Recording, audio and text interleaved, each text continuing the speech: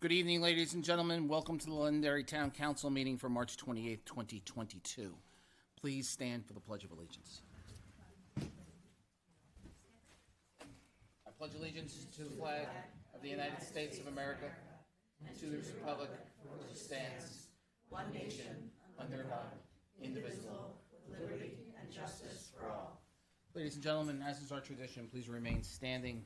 I would suggest that we continue in the same theme with the atrocity that's going on in Ukraine, and pray for those people to be safe.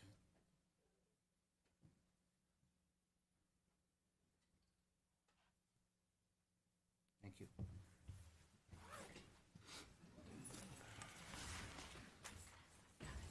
Thank you. So, folks, we start all of our town council meetings with public comment. Is there anyone who would like to approach the council under public comment?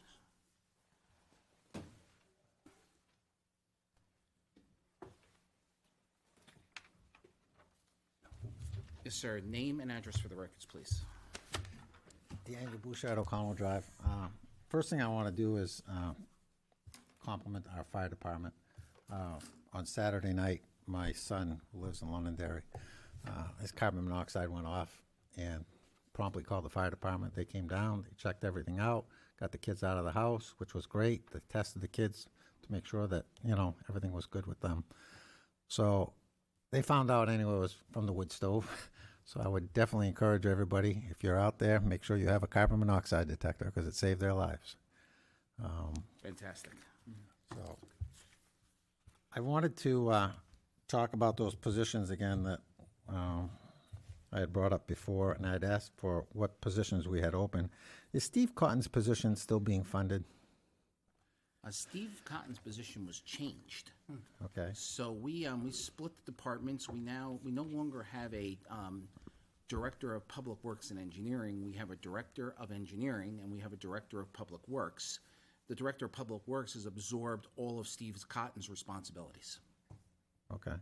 It was just a concern that I had because I remember for years Janos coming in front of the board and not having enough people to help out on the highway department. And I know that, those duties have been passed on to the public works, and I was hoping that hopefully they got an extra person to help them out in that. Yeah, the director actually goes out and is actually in the field and this winter was plowing. Okay. So when the town makes a decision to reorganize like that, how does that work, John? Who makes that decision, and how does that go about? Under charter, it comes from the town manager to the council under the reorganizational portion of the charter. Yep. And then the council, it's more of a consensus than it is a formality. Is that correct? That's exactly right, Mr. Chairman. And if memory serves, I was in a different role at the time. I believe there was an open discussion at the council discussing that concept. And so it is certainly something that the council was aware of. And that's my memory of the situation. Yeah, I believe, if I remember correctly, the way it was brought up was to bring more enhanced services and more focus on the two areas versus one person trying to do both. And if I remember correctly, I believe that was the explanation we were given. Okay, so it comes in And it front seemed to of the make council. sense. Okay, Yeah, and that's all by charter. all right. Because I know, like in the past, we've had like different organizations, get different positions and all that. So it's like police department, for example, right now has another captain. I don't remember that ever coming forward in front of the council. Only department heads come to the council. Right. If there's operational decisions that are made, that generally doesn't reach us, and that would be more operational. In that particular case, I'm trusting my memory here, so he'll correct me if I get it wrong. I believe we eliminated a lieutenant and put a captain in charge because of the new certification. Was that it? That's exactly correct. There is a division of professional standards, a legal division and a division of professional standards. That's one division. And as part of the CALIA process, it was strongly suggested that somebody needed to have a direct line to the chief of police in the command structure, and that would be a captain, as you know. And so in order to keep a promise that was made essentially to the CALIA review agency based on that feedback, that change was accomplished by the chief of police in consultation with the town manager. I believe in that case, that individual is supposed to be graduating from law school here in the spring and will also be taking over prosecutorial duties as well. Oh, good. Exactly. Good. Yeah. So it's all about trying to figure out how we can leverage our personnel. We have another officer, who's a barred attorney, who we plan on using, and we moved away from full-time prosecutors to part-time prosecutors. Good, all right. Because I know, like in the past, the town did a review of departments and to see how they function, if we were top-heavy or, if we had, we're using people correctly. I mean, So that's when I saw Steve Cotton leave, my thought was, boy, it'd be nice if you could help put somebody in building department to help out, because those guys are hurting in the building department. Sure. Yeah, I mean, what we're doing is for many, many years, we did a concept of council goals. And if I'm going to be brutally candid, I just don't think the concept works. So what I brought to the council is a new concept around goals.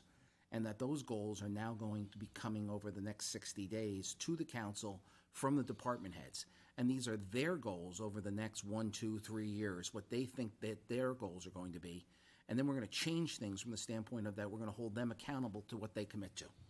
So just taking a different, versus us having these lofty goals, let's have something that's more, has more accountability to it. Okay, all right. That was my concern, was that, I was hoping that maybe the building department could get extra help, in the highways, and since you gave them more responsibilities, is that, I didn't know if Steve's position was still being funded. He got Steve's if that job was- and more. And that big, okay, thank you. You're welcome. Anyone else for public comment?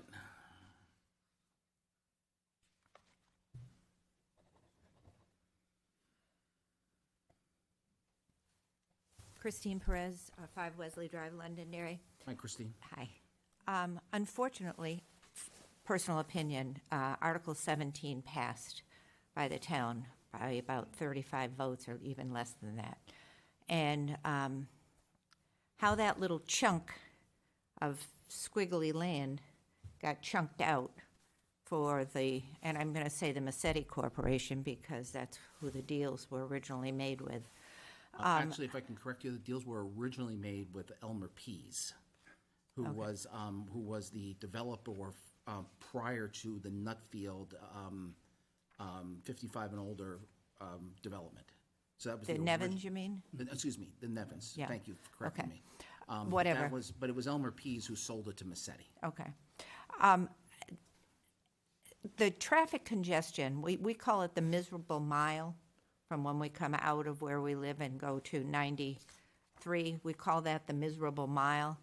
I'd like you to, I know it passed, and I know you're looking into it and how much money you should actually get for it, perhaps, but please take into consideration that putting a large amount of homes or townhomes in that area, the traffic on Gilcrest is horrendous now. The traffic on 102 is more than horrendous now, and it just is going to add to that. So it's more than just developing the land, it's what it's going to do to that area. And yes, the widening of those roads has maybe helped, but the traffic is horrible, and I think he wants to put, Sue and Johnny K want to put like up to 100 townhomes on that property, not that they'd ever really be able to get that many in there. That's a lot of families, so just thoughts. So my understanding of the Warren article, and please correct me if I'm wrong, is that it gives us the authority to have a discussion with them. It doesn't necessarily mean that it's going to happen. Is that correct? Exactly right. It is, okay. So I would hope, while we're having the discussions, at least I would hope the council would encourage, while we're having the discussions, for the planning board, the GIS people, to everybody be very actively included in those discussions so we know exactly what we're getting ourselves into. Okay. Just because the voters said that you can have a conversation with them doesn't necessarily mean that it's going to get completed. At least in my mind, that's what I believe the warrant article means. And Okay. Mr. Chairman, if I may, I did, before the vote took place, actually meet with, I don't think they were there in an official capacity, but I believe that one or two of them are on the board at the Nevins. And they expressed similar concerns and asked to be part of that process. And I committed to them that we would reach out to the Nevins to give notice of each and every step that's taking place in terms of a public hearing, so that those concerns could be aired and addressed. Can I be put on that list? By all means, absolutely. Yeah, Thank I you. can tell you, as an 11-year member of the planning board, once it comes here, I won't be treating it lightly. Okay. Well, it's Just just, ask the Home Depot people, they didn't really care for me. I'd much rather see a business go there. I don't think it's zoned that way, but what I will tell you is that I can promise you that traffic is the number one concern of this group, and it's not my number one concern, and if it has to be done correctly. Right. Okay. Thank you. You're welcome. Anyone else for public comment? All right, am I working with this proclamation? Yes, hi. No, he's pointing at the ceiling. Just to get- Quite all right. If he would like to come on up and address us, that's okay too. He's fine. He's fine. Unless you want to hear about Pokemon, you're good. Might be more fun than what we're doing. So, am I addressing this proclamation tonight during public I comment? believe now would be the time to do it, Mr. Chairman. All right, I've been asked to read a proclamation. I do have one counselor upstairs. We'll have to take this up to him to get it signed. In the honor of the town of Londonderry, New Hampshire, together with the Londonderry Presbyterian Church, whom celebrate the people of Agawani in the county of Londonderry in Northern Ireland.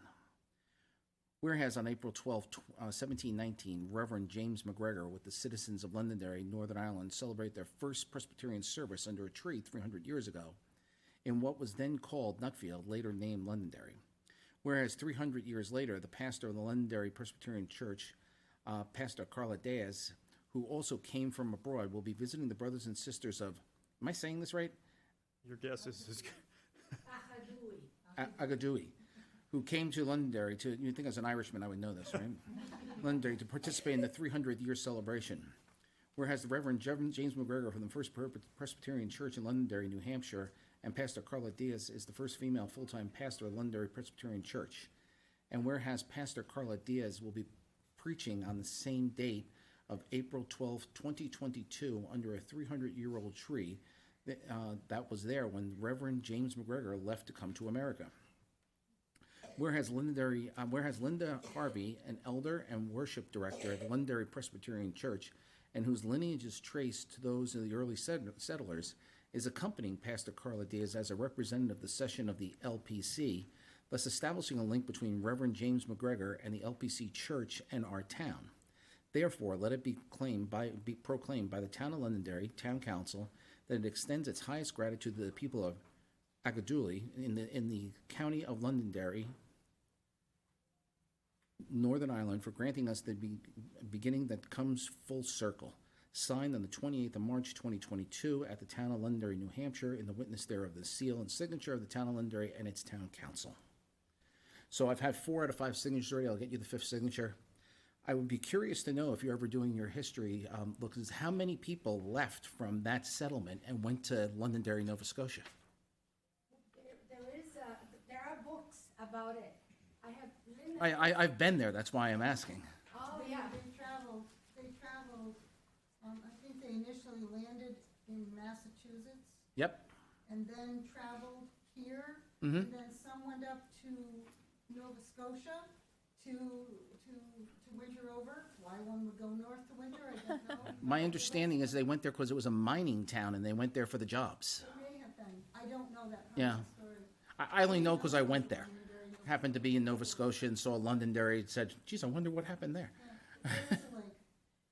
Very interesting. Well, thank you. We'll have this signed, if we can get this signed by Councilor Green, and then we can send you off with that. Do you have any questions? Speaking of Councilor Green, he's here. I just wanted to, if you don't mind, I would like to. Please, Pastor, come on up, have a seat if you like, and just take whatever time you need. Oh, you didn't say that.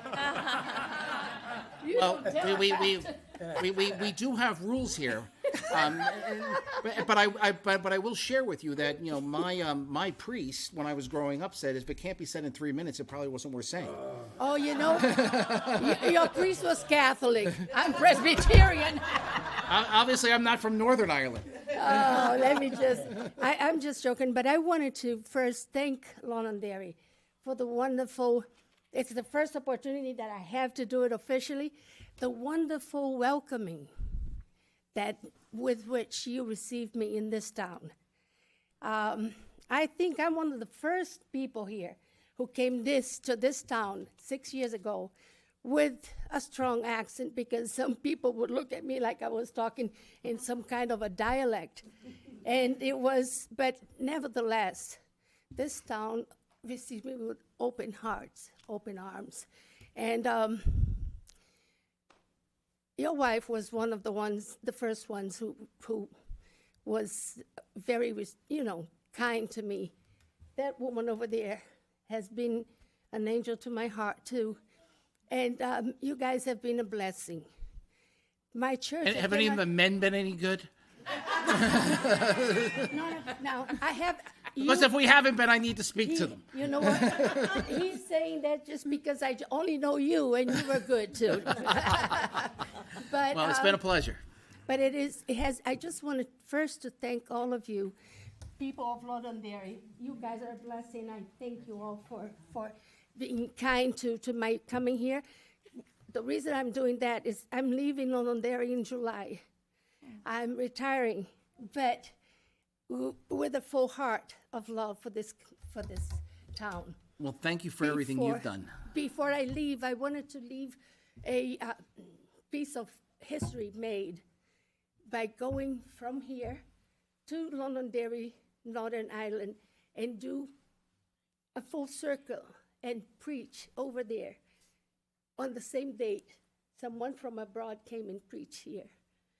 And Perfect. He was the first from abroad to come. I'm the first female full-time pastor in this church and going to do the same.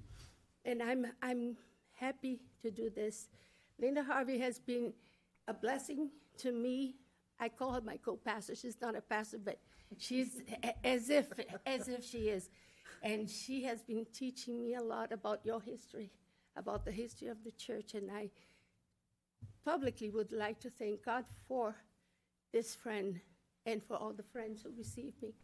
And if you have any questions about Londonderry Presbyterian Church and those who came, this is the woman to ask.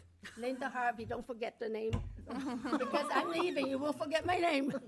But, So, Linda, when we want to do the Christmas tree, we come and see you. Christmas tree, you go to her, because I won't be here on Christmas. And thank you for coming. You helped me to lit the Christmas tree this time. Yes. Because of COVID, we didn't know how to do it. And you say, Pastor Carlo, what's wrong with the Christmas tree? I said, I can't get anybody to, in 5 minutes, I got an email from the town. What do you need, Pastor Carlo? I said, I need someone to come and because the fire department, that ladder is broken. We'll find someone to climb the tree if needed. and you guys got it done. Thank you. Congratulations for a beautiful town. Love you guys. Thank you for everything. Thank you. And thank you. It's been a pleasure. Thank you. And somebody want to take that out? Here, we'll send it down in a second. So I have another award, right? I don't have it here on my agenda.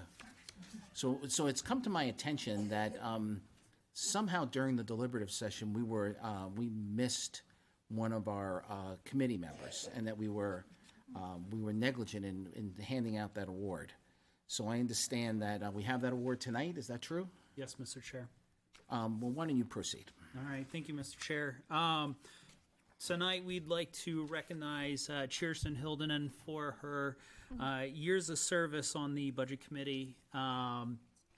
As most of the counselors and the public may know, it's a very difficult job being on both you observe the town and the school side of both budgets, and Cheerson did an excellent job on the time that she was on the committee. I know personally, serving under her when the opportunity of while she was chair, I learned quite a bit from your leadership and your guidance and direction, and I still reach out for some advice. So I look forward to continuing that, and I just thank you for your leadership and dedication to the community and for the town. So thank you.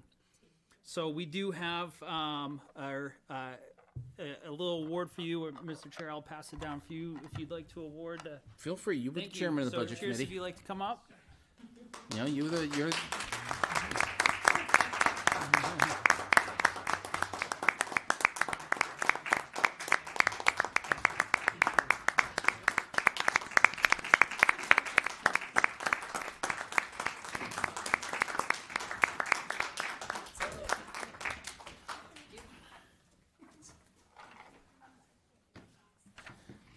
Cheers. Is there anyone else in your entourage who would like to say anything? No, I think they're all good, thanks.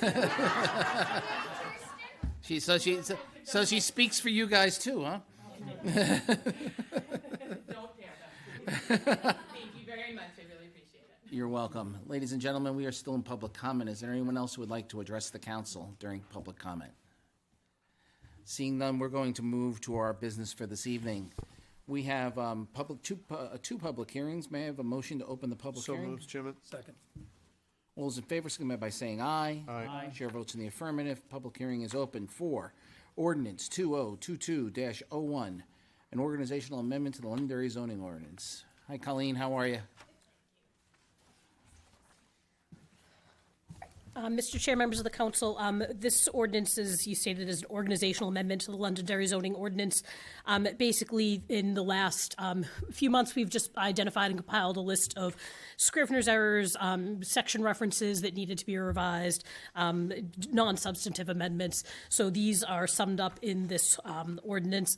The red line of this has been posted on the town's website and here in the town hall, and we have not received any comments or questions, or and the planning board has recommended that the council adopt the proposed amendment. So happy to answer any questions you may have. Was that unanimous? That was unanimous, yes, from the planning board. Thank you. Gentlemen, Deb, any questions? Everyone's all set?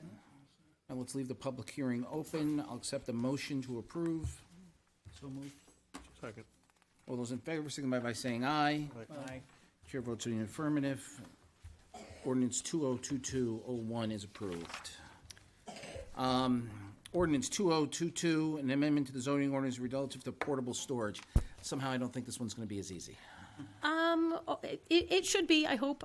So portable storage, as the council knows, we did have a recent amendment that took a good 18 months of review and discussion by the planning board before this was adopted. It's been in place for about a year now, and the zoning administrator and code enforcement department has requested this change that has been recommended by the planning board, again unanimously.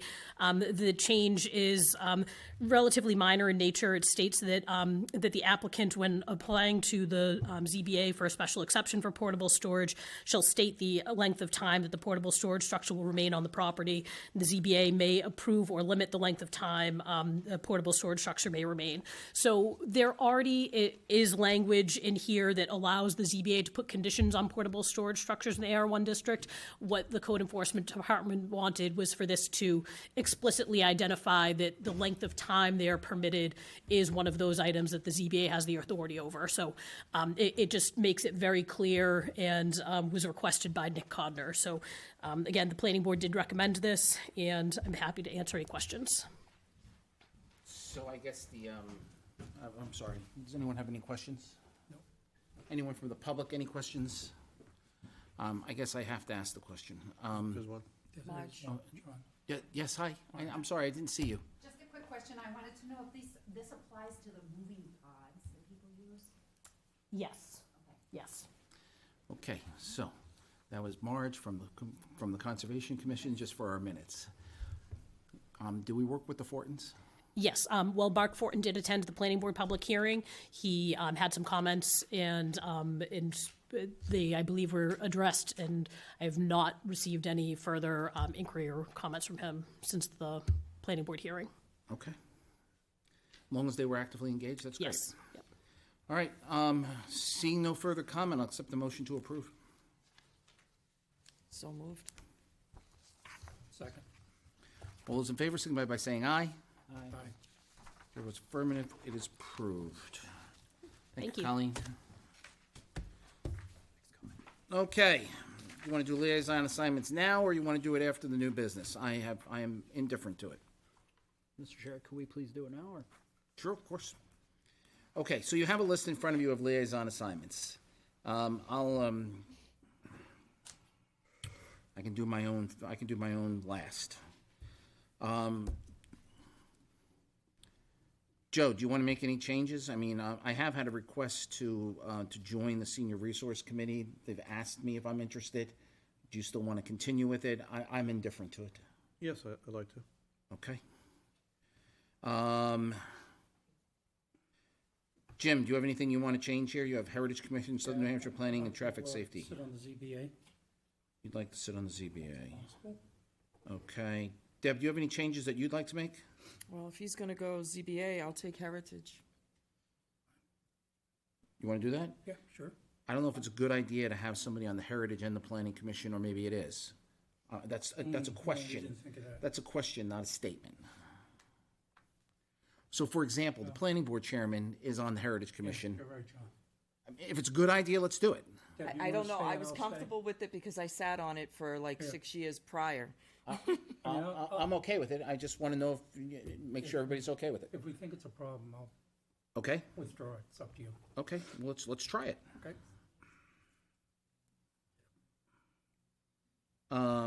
Deb, I think you had said something about Conservation Commission was a Well, I love conservation, and it was easy to attend when it was Zoom, but because it's on a Tuesday, Tuesdays are really difficult for me. So I do talk to Marge on a regular basis as to what's going on and get updated, but it's difficult to attend. And I just, if somebody else can attend, I'll take it. No one else wants it. okay. That makes it easy. losing everything. Well, Yeah, that's what happens. remember, you're going to gain something here. Oh, yeah. That's how this works. Okay, so he's going to take that. Okay.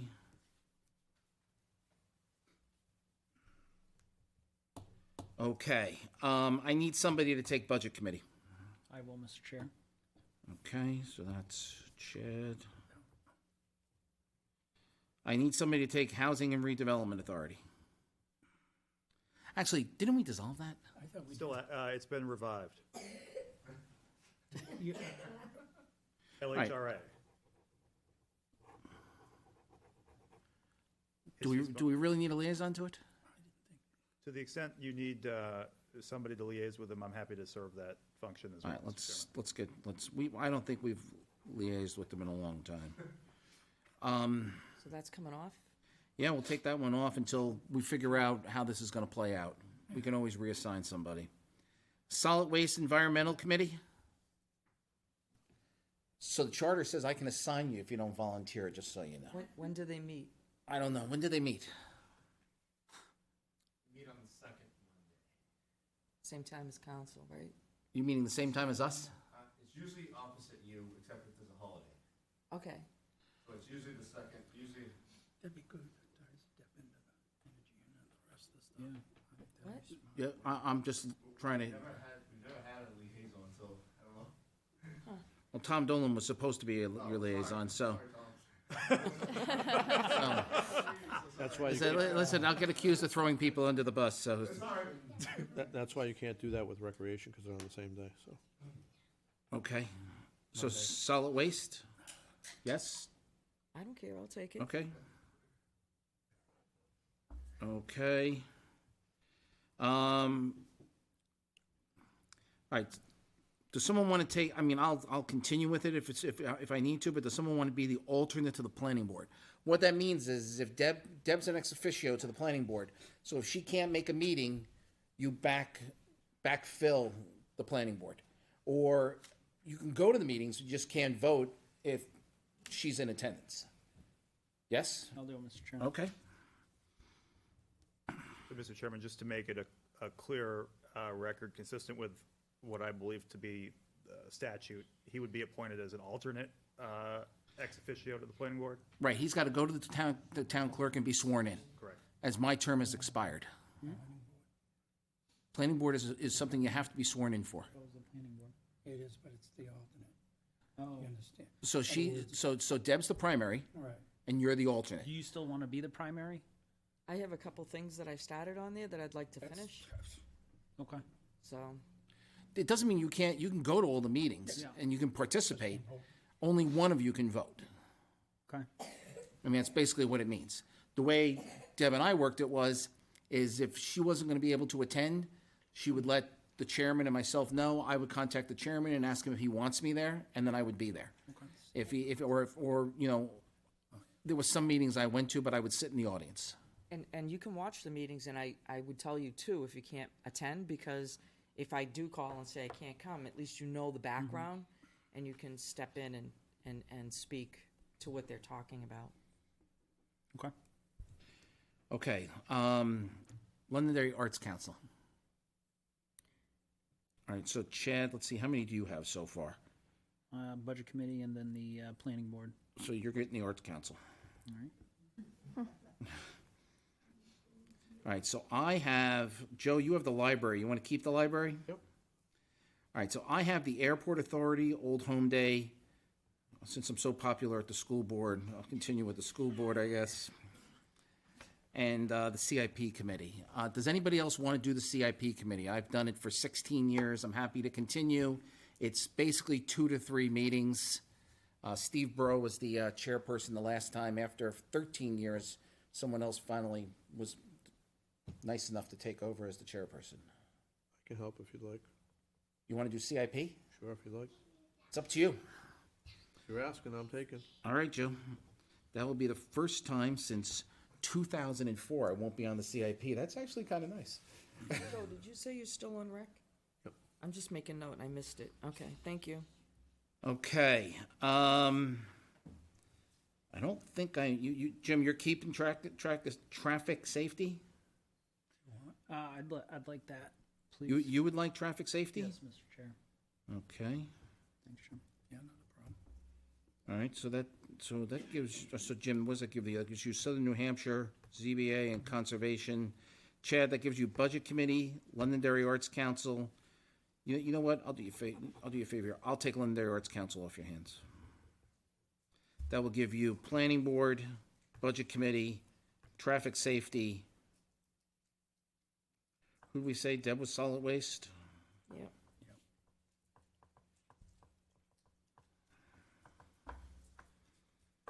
So, and Deb, you're keeping Beautify Londonderry? Yeah, they don't meet that often, so All right. it's not a burden. All right, so I made a bunch of notes on here, Kirby. I'm sure I've created some confusion. So here's what I've got. I've got myself, I have Airport Authority, Old Home Day, School Board. Joe's got Library, Recreation, Senior Resources, and CIP. Okay. Chad's got Budget Committee, alternate to the Planning Board, and Traffic Safety. Jim, you have ZBA, Southern New Hampshire Planning, Conservation. Deb, you have Planning Board, Heritage, Solid Waste, and Beautify Londonderry. So we should have a plan, though, if I can't get on Heritage. We should have that already pre-made. Just switch back, right? Would that create It's up to you, I Deb. don't, It no, doesn't- you just said you didn't, you know, I mean, it doesn't make any difference to me. I just want to make sure somebody's there. If you want to switch it back, that's fine with me. It's I a just don't want to time cause. problem with you. Huh? Now, Why, is you- it on you- Tuesday? Huh? Is it on Tuesdays? No, it's Wednesday, ain't it? Wednesdays. Yeah, all right, well, if it's an issue, you'll pick it up? Yeah. Okay. So, Mr. Chairman, to the extent there's a legal concern about this, I don't believe there is one. Heritage has a member of the local governing body. Heritage the statute also specifies that a member may be on the planning board. Okay, as long as it's okay, I don't have any issue with it. It's fine. All right, so Kirby, you'll have these, put them up on the website. And, CIP should be pretty light lifting this year. Chad, you should plan on going on the planning board next year. You're getting away with it as the rookie counselor, usually always gets the planning board, but you can thank Deb later. Anything else for liaisons? Nope. Okay, it's been brought to my attention that, that Pastor Carla would like to say something else. Come on up if you like. We have to do everything on the record, so if you, Yeah, I just, I have two things that I brought, that I forgot. okay. And that's the story of the church that I would like. Maybe you can give it to them over there, please. I would like to bring it to you. And also, I would like to, sorry, I need to speak over there. Yeah, that's quite all right. Thank you. We'll work it out. And the other thing is, for this trip, I'm doing some fundraising for the trip, because it's not easy. But instead of asking for money, I make copies. I have a solo CD, and I'm selling it. It's fundraising with it. If you want to do a donation, I told Kirby, and she says, I said, I don't feel comfortable to say something. And she's like, oh, no, I'll text someone. And then she texts, Pastor Carla has something to say, so. So what is it you're using there to raise money? It's a CD of me singing and playing the recorder. Now, I'm a pastor, so it is Christian. The name of the CD is Jesus. I'm not want to offend. It's not evangelizing. Okay, Pastor, I'm sold. All right. No, How's $20? Later, when I leave, you can count. I'm working the room here for you. So what I'm gonna do is I'm gonna give you, all of you one, and if you want to donate, you donate later. But I'm gonna give everybody one here. Thank you. So you can remember Pastor Carla anyway. You can take that. You take that with you. Thank you. Take one from your wife. Okay, I get two for $20. Thank you. Thank you, Pastor. Well, and you guys can have it too. It's over there, I just don't want to interrupt anything. Wait, you forgot you forgot. Thank you. Don't forget. You're welcome. Oh, Yeah. sorry. All right, The policemen are always so good. I forgot to accept a motion. Can I have a motion to close the public hearing? So moved. Second. All those in favor, signify by saying aye. Aye. Chair votes in the affirmative. Public hearing is closed. Apologize for that. Okay, so first order of business I have is Russian sister city discussion. Whether to suspend or revoke the May 6, 1991 agreement with Volgodar USSR in view of Russia's invasion of Ukraine. Mr. Malaguti. Mr. Chairman, last week I received a letter from the Consul General of Ukraine dated March 15th, 2022. And in it, he referred to the Russian aggression in Ukraine, as well as the breaking of all possible rules and principles of international and humanitarian law. In his letter, the Consul General made a request of us. First, he noted that since 1991, Londonderry has had a sister city relationship with the city of Vologda, which at the time was in the USSR. And the Consul General is requesting that our esteemed city express our solidarity with Ukrainians and revise your city's sister cooperation with Russian Vologda with a view to stop or suspend it. I was able to obtain, actually Kirby was able to obtain the original resolution through Mr. Rugg, who I also corresponded with. Art was involved with this at the time in his capacity as a member of the International Exchange Committee. And The resolution recites the friendly ties that we have with that Russian city, as well as the goal to continue those ties, cultural exchange, the sending back and forth of groups, particularly of young people. I'm told by Art that there has not been any action in at least 10 years in reliance on this resolution. Art does not believe that there would be any objection from the former members of the Exchange Commission to suspending this. I do note that the Exchange Commission is defunct at the present time. And so it is, the only other thing I would note is that it does, by its own terms, allow its suspension on 3 months' notice. My suggestion, Mr. Chairman, in view of the lack of regard for contractual norms, but more importantly, the norms of international law and principles, that we need not give much heed to that 3-month provision. And so I would suggest to you that the council would be well within its rights to suspend this pending further action of the council effective immediately. Suspend or revoke? Suspend, make a motion? Do you want to suspend or revoke? Revoke means it's dead forever, correct? Correct. I vote to revoke. I'll revise my motion and second that motion. So if I understand Councilor Paul correctly, you are making a motion to revoke this relationship. Yeah. And I have a second. Yep. All those in favor, signify by saying aye. Aye. Chair votes in the affirmative. It's revoked. I'll notify the city of Vologda. Order 2022-03, an order relative to the expenditure of maintenance trust for various projects.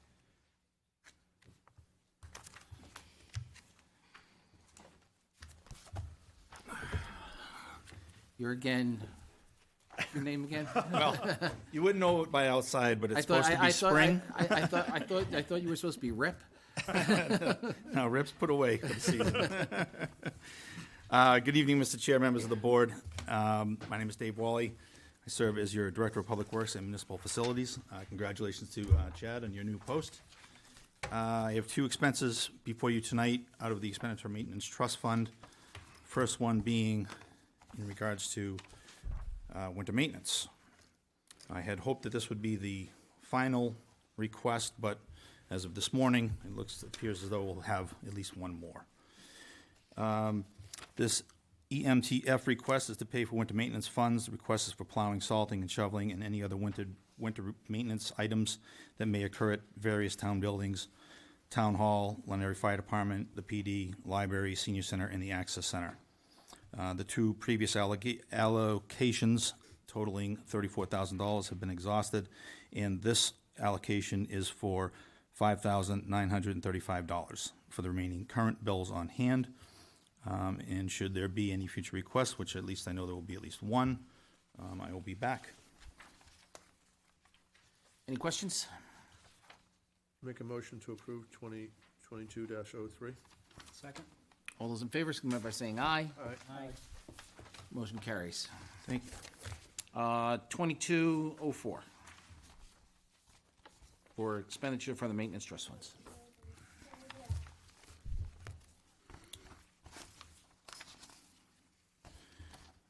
Okay. This request is for materials required and purchased to repurpose the old break room in the garage into a workable shop and tool storage work area. Benches, bins, and shelvings were constructed by in-house personnel with the lumber to make for usage of space for tools and work projects in an expanding department.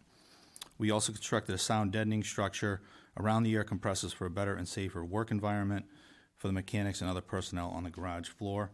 5 different occasions, we picked up materials totaling $2,317.23. And this took place throughout the month of March. Any questions? Make a motion to approve 2022-04. Second. All those in favor, signify by saying aye. Aye. Chair votes in the affirmative. If you have not been out to the garage and seen the room that he's actually talking about, I would suggest that going out to the High Range Public Works Garage would not be understated as an adventure. There's some things we need to do there over the next several years, and I think we need to start paying attention to what we haven't been able to see from the road for a long time. So if you have the opportunity, please make arrangements to go out there and let Dave show you around. Yeah, I agree. I encourage any member of any board or even the general public at any time, contact my office. I'd be happy to give you a tour of the facility. There are some major needs and challenges in the many years to come. We've made great usage of the workspace as best we can for this time, and the sound deadening structure around the compressor was what I considered to be a safety issue, really, and it really improved the work environment immensely for everybody that works inside that tight quartered garage. So much appreciated. Thank you. Next item, Order 2022-05.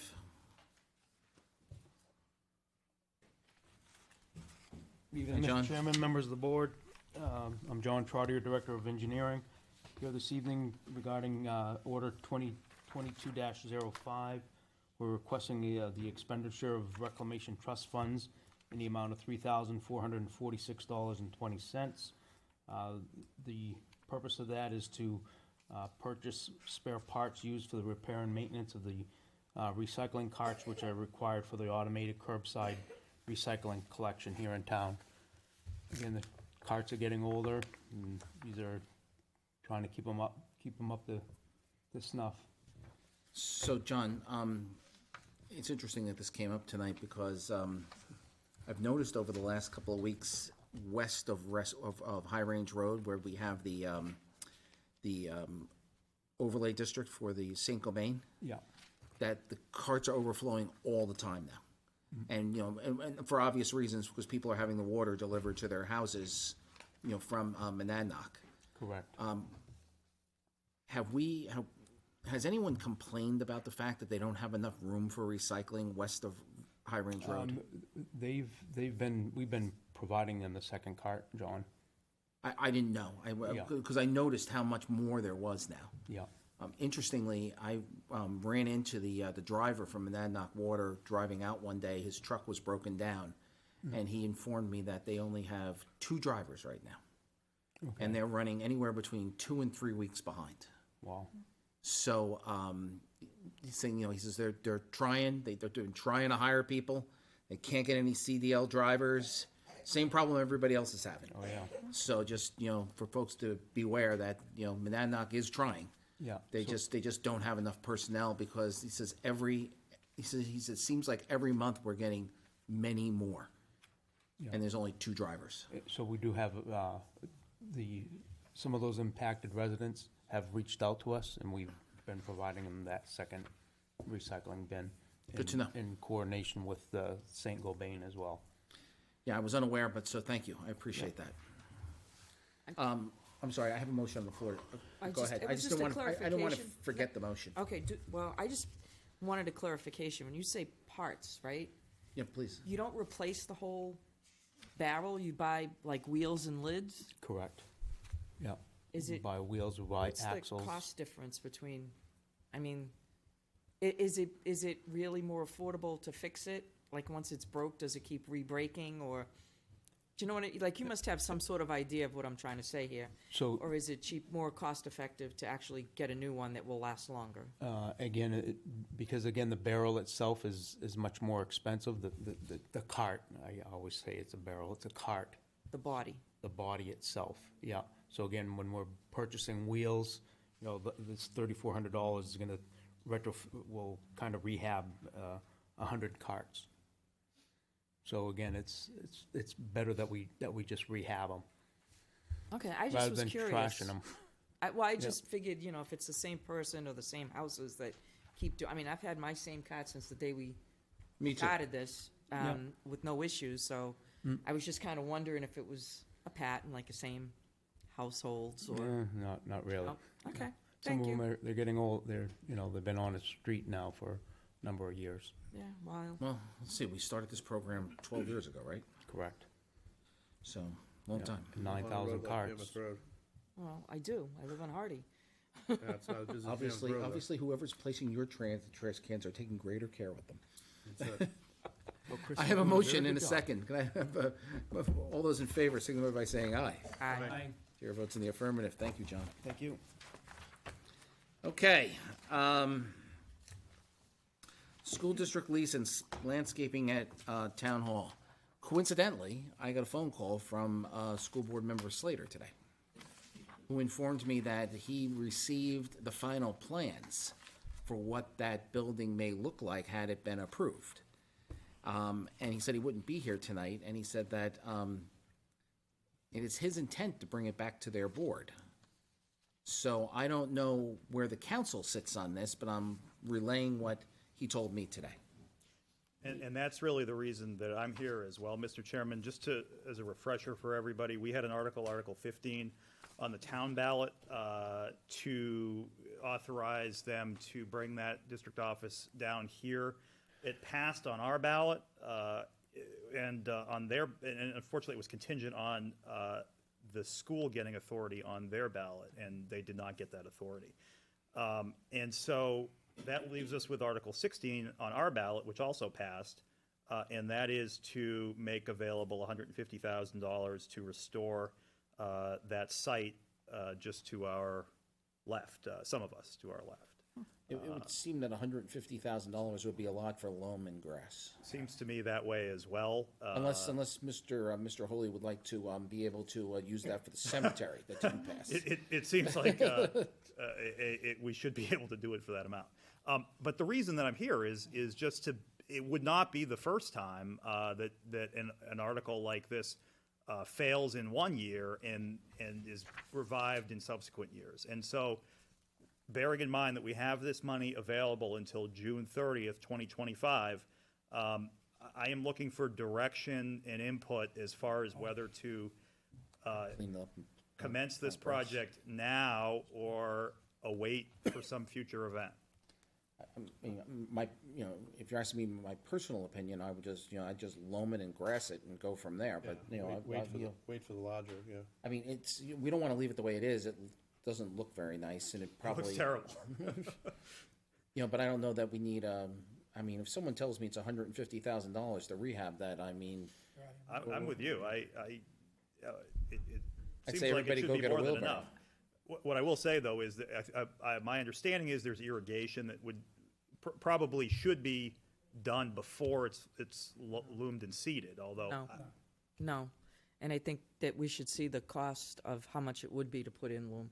Hopefully they won't gouge us, but I agree with some of the other guys here that just clean it up a little bit and wait because see if the building passes. I'm not looking to give our people any more work than they have already, but we can get loam delivered and spread it ourselves. I mean, I'm not asking that we do that, but this should not be an enormous amount of money. No. I would agree. Do we have sprinklers everywhere else? I'm sorry, go ahead. Dave, could you comment on the sprinkler systems? You know better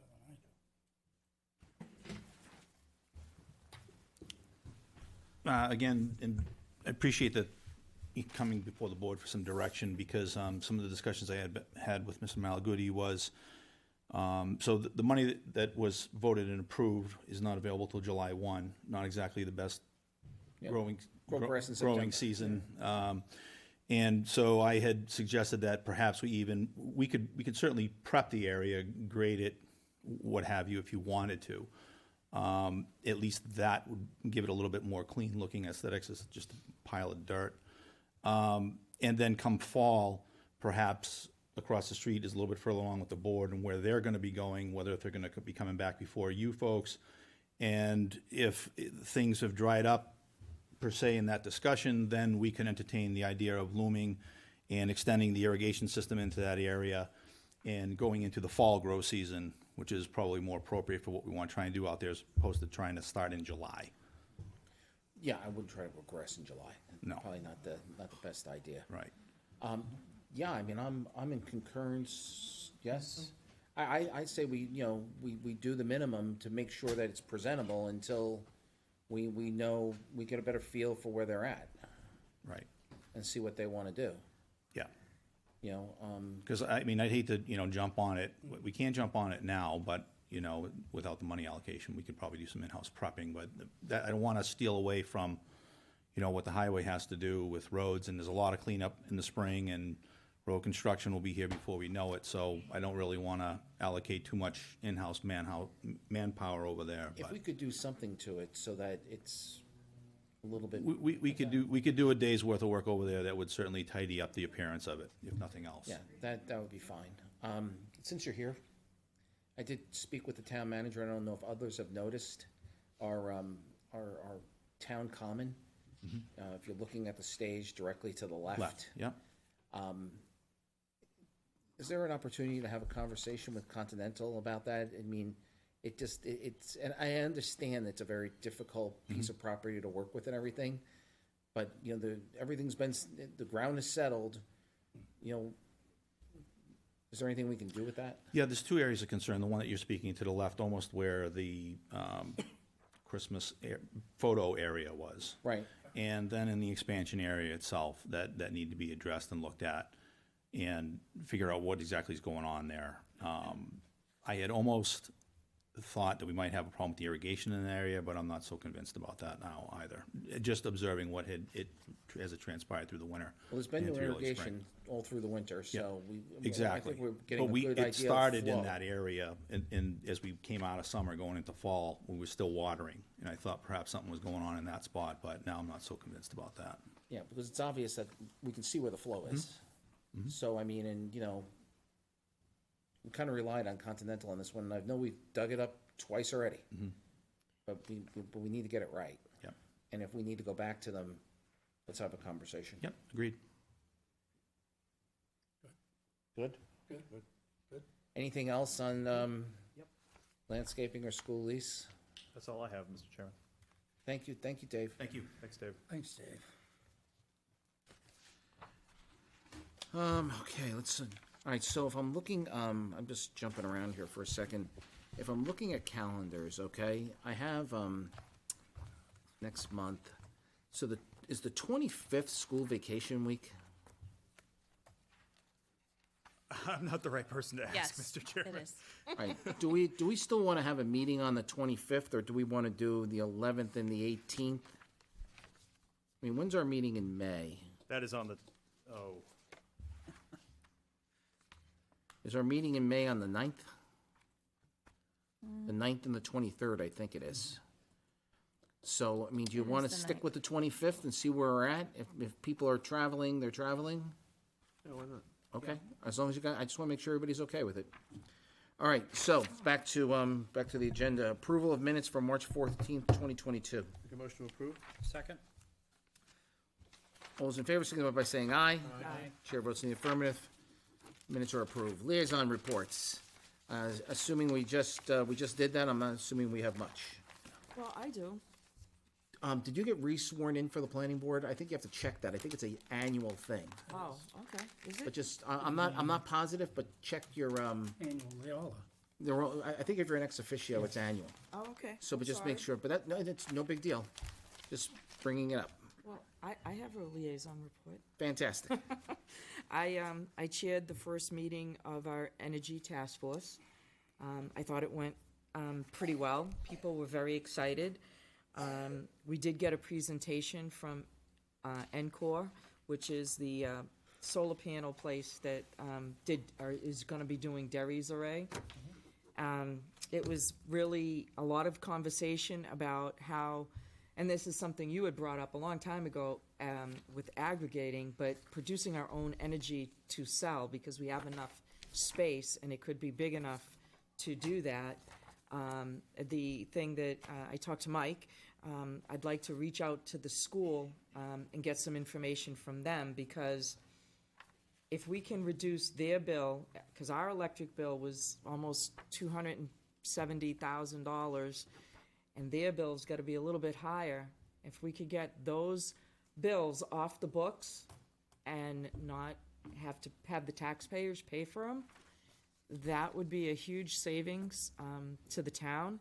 And so I was kind of excited about that. And I think that there's a lot of energy between people looking up for monies for tax relief, which we don't really need tax relief because we're municipal, but there's the business gets the tax relief and then gives it back to us in energy, which we would be able to use. So it was very exciting to do. So I just wanted to let you know about that, and we have our next meeting on this Thursday, and we actually have Derry coming and bringing their contract and explaining to us what they agreed to. We're also talking to 3 or 4 other solar companies and looking at Peterborough, Keene, and another town, which I can't remember, but they did that. They put in a solar array and now sell the energy to the residents of the town for a profit. Okay, I think it might have been Milford. I think they did one. Okay, thank you. Anything else for liaison reports? Thank you, Deb. Yep. And when's the next meeting? This Thursday? Yeah. 7 PM. I'll be on a plane. I actually have to travel again. Yeah, I'm in shock myself. Okay, town manager report. Mr. Chairman, before we start the town manager report, could I have the floor for a minute? Of course. Okay. In December, during the budget season, we reviewed the Londonderry Police Department's budget. And questions came up about school security, which was followed up by the town. School security is a very sensitive subject, so I'm going to be sensitive to that fact. I assure you that the school's fairly well covered right now. But I find this a very normal course of business as equipment and software is constantly changing, and we're always looking for improvements. One improvement is a software package, a program that the town is still waiting for an answer from the school. Is that correct? Actually, we've already signed the contract with them, correct? We've already signed, the Well- town has signed the contract with Mutual Link. Right. Correct. So Mutual Link is in place at the police department for the receive end of things. Okay. Both from the police department and for other town facilities. And as you point out, Councilor Butler, it is in the works. It is hoped for other facilities in town. Okay. Some may ask why the town, or why I'm concerned about this. And it's my opinion, and I believe it's the opinion of others, that the town has an obligation to the safety of all residents. That includes children, seniors, parents, everyone in town, including our employees in the emergency services that would respond to anything that would happen over to the school.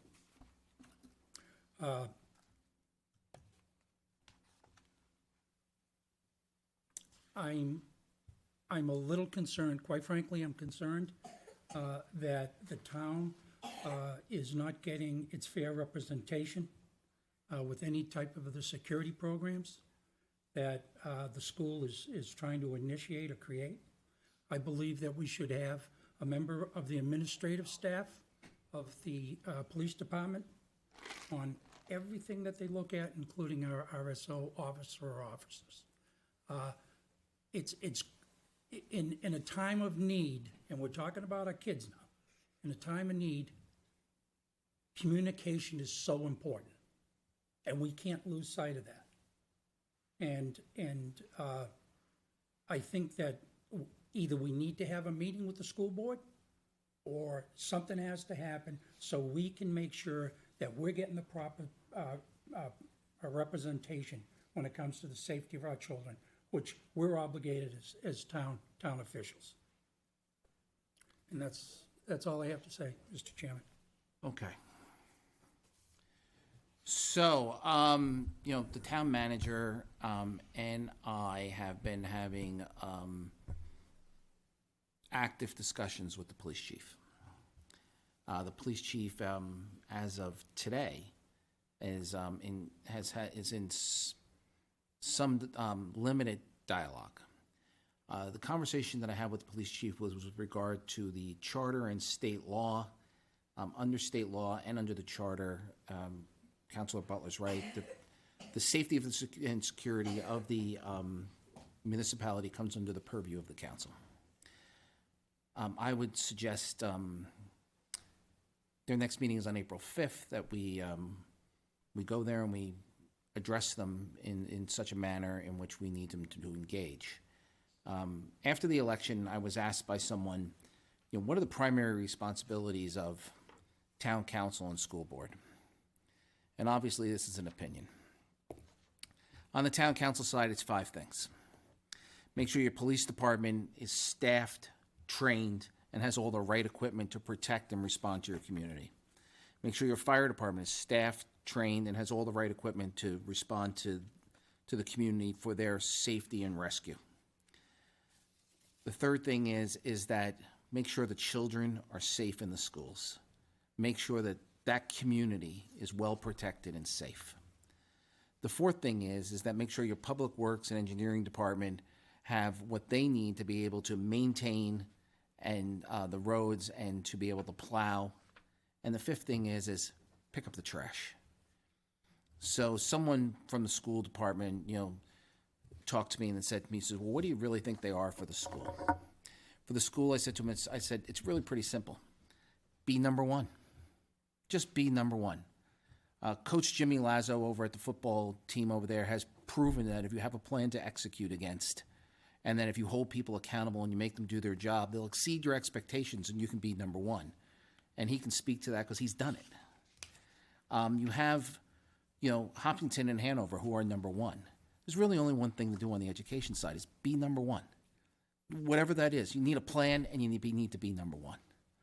The other thing is that you need to be able to work with the municipality to make sure that the safety and security of those buildings and those children and that staff are protected at all times. And you may laugh, but the third thing is take out the trash. It really just comes down to those very simple things. The other 10% of what we do is ancillary if we don't do those things. So I believe we need to deliver that message to the school board, tell them they need to work with the police and the fire department. And candidly, I see our public works department also as first responders because they'll be called upon to do things if in the event of some sort of activity at that community. So that's so I concur with what you're saying. I'm the school board liaison, so I'm welcome to deliver that message to them. But and I believe the people who have asked me those questions are engaged at the schools. So hopefully they'll take that to heart and be number one. I mean, that doesn't really matter. I mean, so what? You're not number one right now, but you need a plan to get there. And the answer of no plan isn't just acceptable at all. So I hear what you're saying. We're concerned. We've been concerned for a long time. And the deputy chief is here, and I think he's heard us. Anything else on that before I move on to the next thing? All set. Okay, town manager report. We did receive your report. It is in our packet. Is there anything you'd like to highlight? A couple things, Mr. Chairman, and if there are questions on either these items or items that I don't talk about, I'm happy to take any questions. Just to really highlight it, the Energy Efficiency Task Force meeting, as Councilor Paul said, March 31st, that's Thursday at 7 p.m. Old Home Day Committee meeting, the next meeting, there's a little bit of a time change. It is on April 4th. It's at 6:30 p.m. to allow another board to use the space beforehand. We'll highlight, Mr. Chairman, you alluded to it last time, that I have directed all town departments to tighten their discretionary spending a little bit. This is a time when residents and households are having to tighten their discretionary spending based on economic conditions and the possibility of a recession and or less severe economic conditions in the next year or two. And so I've asked town departments to do the same just until we are a little bit more sure about where we're headed, but also to adopt a little bit of a more careful approach to discretionary spending in general. I think that this is a good time to do that and to adopt that going forward. I did include all of the outstanding sidebars. There was a lot of discussion about this at the last couple of hearings. And the sidebars that are outstanding, that is, the sidebars that have not been incorporated into renegotiated collective bargaining agreements, are included in the materials. I've asked the Assistant Town Manager to address that briefly in her report, but either of us are happy to take any questions that may come up on that. Just to, just not to be misunderstood, and I know it comes within the purview of the administration to do sidebars, but I think that in the future, I'd prefer to see them come here, at least for a discussion. Please proceed. Yeah, I just wanted to address, I apologize that I wasn't here the last meeting when the issue of sidebars came up. No worries. But just wanted to give a little more information with regard to our process, or at least what has been the process since I've been here for 5 years. So a collective bargaining agreement obviously is very broad. It covers all the terms and conditions of employment, other than those reserved to management rights. But we're talking about things, the obvious things like wages, insurance, but other less obvious things like the promotional process, what exam they may have to take or other prerequisites to getting a particular job, how the process will work, so things like that. So it can be from the major to the minor. 5 of the sidebars that are currently in effect that you have included in your packet all address the same issue, and they were simply to correct a payment method that we had been doing for one of the negotiated for benefits. We learned, as we often do, that maybe we weren't in strict compliance with one of the IRS rules, sort of an arcane IRS rule with regard to how that benefit needed to be administered. So we entered into a sidebar to clear that up. One of the reasons that we do a sidebar is we could certainly agree, with the union representatives, oh yes, we haven't been doing this correctly, let's say with regard to that IRS example, this is how we're going to do it going forward. But those union representatives are talking to us, and there may be 4 or 5 of them when they have a union body, which is 55 people. So one of the reasons that we reduce it to writing is so that then everyone knows what the process is and why it works that way. So I would suggest that the sidebars that I've been involved in since I've been here are very mundane, usually, addressing, like I said, particular promotional process or the timing of the payment of a benefit, things that we need to clean up in agreement as things become apparent to us, because we think we've negotiated everything, but then every once in a while something pops up and we need to agree, okay, no, we didn't contemplate this in particular, or the way that we've drafted it isn't actually workable, we need to change the process. So happy to bring them before the council, but as I said, they're just sort of usually a very mundane affair. Understood. I think we're just looking for visibility. Yes, Deb. Can I ask a question? Sure. On that whole thing that you were just talking about. So when we negotiate these contracts, right, I guess we have a lawyer for us that does that, correct? Correct. There's a negotiating team, usually led by our lawyer, but like, for example, in the last round of negotiations, it was our lawyer, myself, the town manager, and the town solicitor. So I guess I don't understand, like, when you're paying an attorney to look over a contract or an agreement, I would hope to God that this attorney is educated in this area and would have known the IRS laws unless they changed. Well, now, did they change that quickly? I'm confused, because if we're paying somebody to do something and they're not doing a good job, then personally I have an issue, but. I would argue in that particular situation, this is one of those rules that's embedded very, very deeply in the IRS regulations that only came to light as a result of a seminar that I attended. So I don't know that it would be the kind of thing that every attorney would know. You got to be really in the weeds on the payment of benefits. That's the type of attorney we hire, right? Is someone who specializes in that, right? That would be a tax attorney. What they're doing is labor. Right. It's kind of like, a cardiologist and an orthopedic surgeon. I get that, but if you're going to be negotiating something in contracts that have those things in it, that deal with those sort of things, you would think that they would do their due diligence. I'm not blaming you. Please understand this. I'm not saying you. They're good catch on you. But what I'm saying is, you kind of think that if I could just clarify, maybe if I she gave didn't the go wrong. to that seminar, we wouldn't know. Well, maybe I gave the wrong perception. The agreement was actually silent on how on the actual mechanics. So in other words, So you it was- agree to a provision. Right. We And- agreed to a and the- particular and- benefit, A and then particular how it's going to benefit, be and we learned administered. later that that benefit was taxable. Correct, to bring it down to the base, yep, Okay, I understand. yep. And if I can just amplify something that Lisa said, contracts are imperfect because people are imperfect, and they're negotiated by people. And so what we find when it's one thing to sit at a table and negotiate a contract.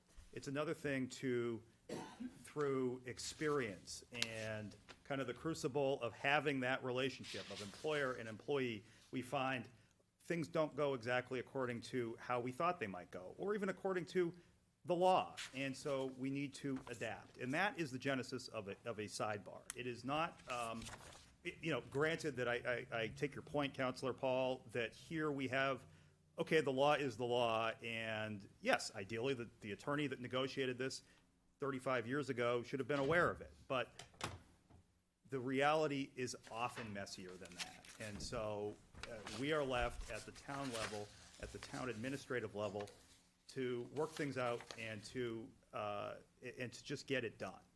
I understand. I just want to make sure that we're doing everything we can proactively to make sure we're getting the most protected contract we can get, so that's, because you're not always going to catch it. I mean, Sure. And then something happens, and then we're like, uh-oh. So this sounds like this was a dated benefit that we found out about later? It's a benefit that's existed for a long time. It's just a matter of how it's supposed to So be it was carried paid. from contract to contract? Correct. Okay. Yep. So it's something that's sat on our books for a long time? Yep. Sounds lazy. Well, thankfully it's fixed now. No, it is. I'm just I understand trying what to you're be saying. proactive, that's all. So with regards to, if there are any additional sidebars being contemplated with regards to enhanced benefits or benefits that don't exist outside of the contractual agreements that are in place, I would strongly remind you that those should probably come to the council for a discussion, since they are about money. Understood and agreed. Okay. And after the last one, I did check with the current council, and he was not involved in that sidebar from what I could find out. But I do want to think that we should be aware of things, and it just helps you. I mean, as you further your, we should know the positive things that somebody in staff finds, so that we're aware of it, right? When we're evaluating, so we know. So even though it's something that maybe doesn't need to be in the public, but the council should get an FYI. Hey, just letting you know, I found this, we're fixing this, and this is how we're fixing it. So if somebody does come forward, right, we go, yeah, we know about that, and thank kudos to, you know what I mean? Like, Sure. it's just, I don't know, I think it's just good policy all around. Okay. And I just have one other matter, Mr. Chairman, that the council had asked me to report back on, and that's the issue of veterans exemptions. Excuse me, if I can. Mr. Chair, I'm going to just recuse myself from this, being a veteran, and I'm affected by We're that. not voting, so you don't have to recuse yourself. Very well, thanks. It's your choice. You can if you like, but we're not voting. Okay. Mr. Chairman, so, and that's correct, I'm not asking for a vote or specific action tonight. But what I was asked to do I explained to the council that there are these two veterans benefits. Currently, they sit at $500 each. Under state law, they could each be increased to $750. And depending on whether we did that or something less than that, the direction that I received was we need to find the money, recognizing that this is not being done through the normal budget process.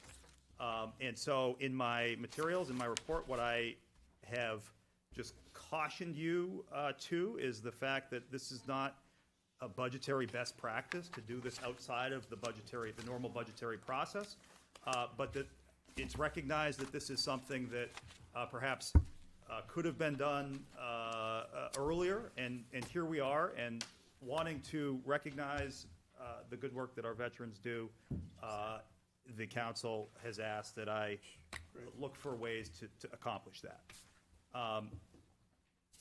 I present you tonight with one possible way to do that, and that would be to increase the benefit by half of what we could increase it by.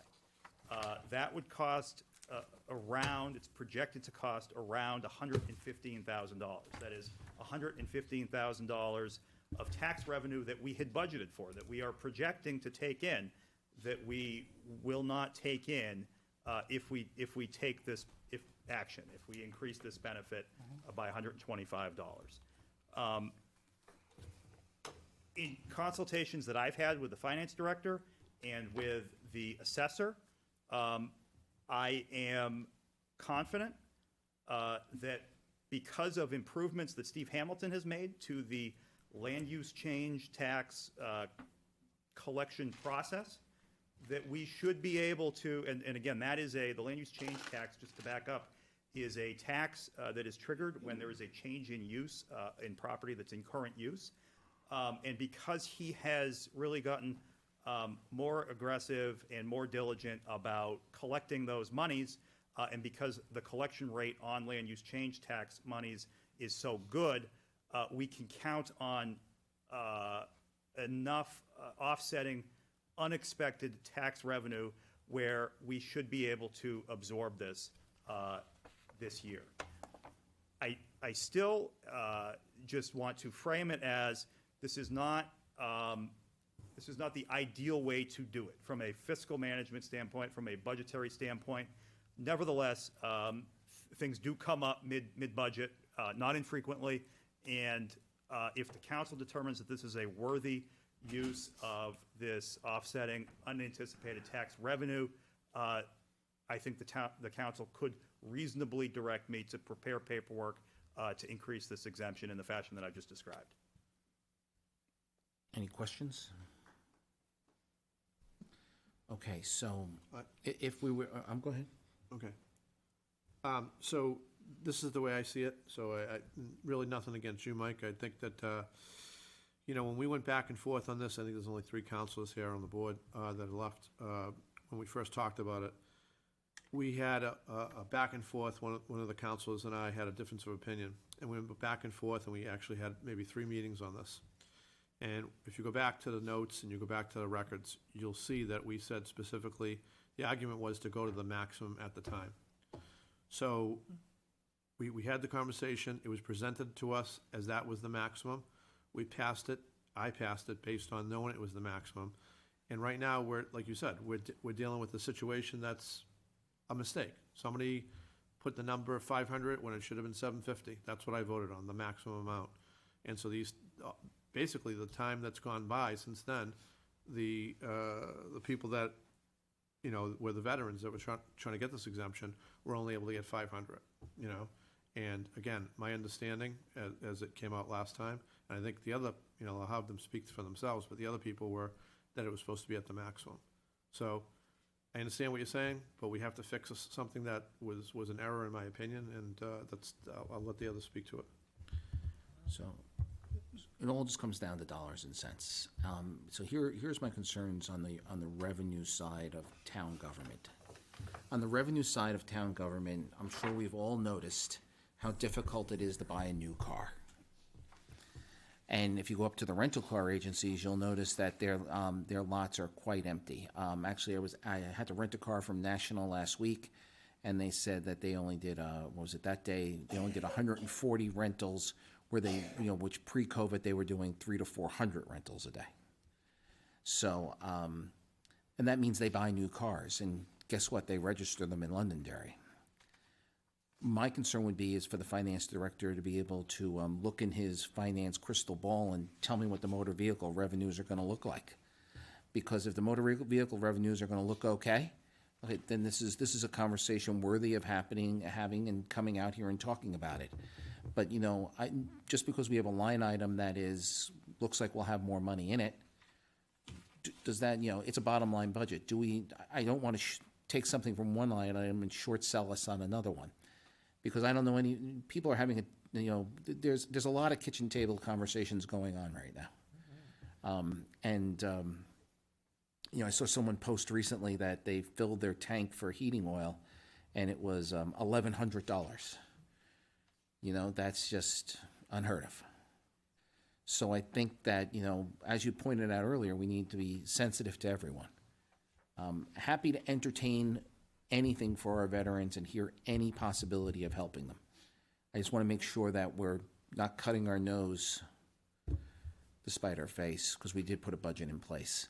I hear what Joe's saying, but I want to make sure that we dot our I's and cross our T's.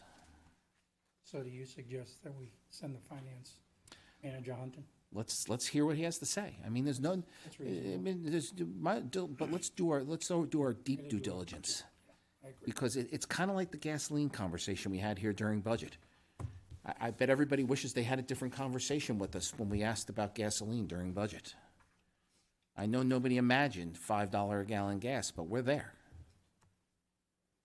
So, But I mean, Mr. Chairman? yeah, I mean, please. that's a great point. The gas thing is a great point, and that's kind of what I was thinking about when we didn't use as much salt as we've had to use in the past couple of years. So bottom line budget's a bottom line budget, right? So things that you've saved on, and that's the point that I think Ms. Chairman's making, is that we have to see what the bottom line is and see where we can see some savings and where we can project some savings.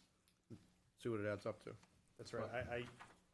I will do two things. I will have the finance director here next time. He's out of the office today, but I did talk to him about this in concept.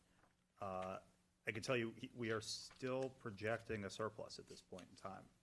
Granted, things could change. Things particularly could change next year. But there is still that projection today. Secondly, I will bring and tee up a resolution doing what I proposed, and the council can act on it or not act on it. But I want to have that in place so that we can. We can certainly have a discussion about it. By the next meeting, I want to start seeing department heads too. So I have a senior staff meeting scheduled with the department heads on Thursday, and that will be when we roll out the expectation that you set forth. They can come one at a time, two at a time, but we need to be done by the end of May. So however you want to schedule and get it done, that's when we need to be done by. And and this is their goals, their ideas, with the understanding that we're if we're agreeable to them, we're going to back them, and then they're held accountable to get them done. Agreed? I will make sure that that's communicated. Yeah. I have a question. sure. I guess, I don't know, maybe I missed the memo. I know you talked about it at the beginning of this meeting, but when did this whole thing come about, and how did, I mean, it's a good idea, I feel like I missed something. I think I said it right after elections and everything in the last meeting. So the concept is that we talk about doing council goals, Right. okay? And what winds up happening with them? Nothing gets done, We or very little. So instead of us, kind of doing this, pie in the sky, what do we think we can do? Yeah. Why don't we just get down to brass tacks and get some stuff done? Okay. And, go to the department heads and ask them, what do they want to do? Because nobody's ever asked them. And they're actually the people who have to execute, much like the football coach. So let's go to them, ask them what to do. We can add things in later, but let's hear from them. They're the ones here every day. Okay. I just was curious, like I guess I missed it, or I didn't understand what you were saying, but I think it's a great idea. I'm interested to see what they have to say. Will they be sending us like something in advance so that we can look at it, so we can have questions ready, or is it just a presentation we get that day?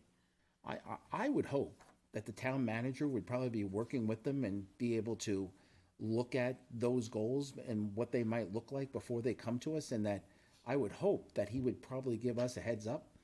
I just want to be able to digest it a little bit before the meeting. I don't that's want all. anybody to come in here and promise you something that I don't want or that is not going to happen. I would hope that he would do that. I'm just saying.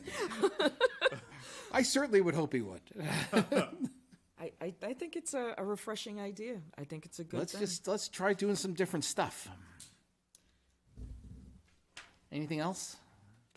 Anything else tonight? That's all I have in my report, Mr. Chairman. I encourage everybody to look at that. That is part of the agenda that's posted online. Okay, so, is it our next meeting that we're gonna be starting with a non-public? Yes. Yeah, so our next meeting is on, is that 11th. April 11th? April 11th. So April 11th, please be here for, on time so that we can adjourn to non-public and have a non-public meeting about, employment and personnel. Okay. Okay? Mr. Chair, It's noticed. can I just clarify, would you like to start that earlier than 7 o'clock or go right in at 7 o'clock? What do you guys want to do?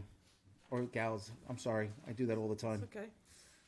Do you want to start it at 7 and we'll go from 7 into non-public? Yes, I think that'd be wise. Okay, so we'll go from, at 7, we'll adjourn and go into non-public and come back out. Okay? Make it happen. All right. Take a motion to adjourn? So moved. All those in favor, signify by saying aye. Aye. Chair votes in the affirmative. We're adjourned.